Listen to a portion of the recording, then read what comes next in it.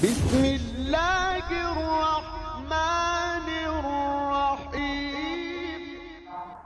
قلیلا ما تشکرون۔ فرمایا ہر ایک چیز کا ایک نہ استعمال کرتے ہیں۔ کوئی کام سیکھو وہ کام سکھانے واسطے پتہ کا اپنا استاد بنے دے کہ آج نہیں بلکہ سب کی پانی کی اللہ تبارک و تعالی نے ارشاد فرمایا هو الذی جعل لكم السمع والابصار اساں یہ تمہارے استاد بنا کر تمہارے آنکھ تمہارے واسطے استاد هو الذی جعل لكم السمع والابصار پہلے کل پر واسطے استاد تمہارے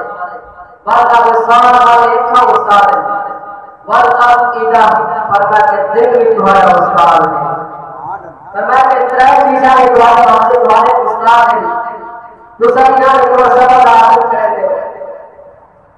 آپ کی میں سبق حاصل کرے دے کب کی میں سبق حاصل کرے دے کہ جب انسان پیدا ہوئے دنیا کے نام ہو جاتے کان کا ہونے مگر سوال کی طاقت نہیں ہوتی سننے کی طاقت نہیں ہوتی آنکھ کا ہوتی پر دیکھا کی طاقت نہیں ہوتی دل ہوئے پر سمجھا کی طاقت نہیں ہوتی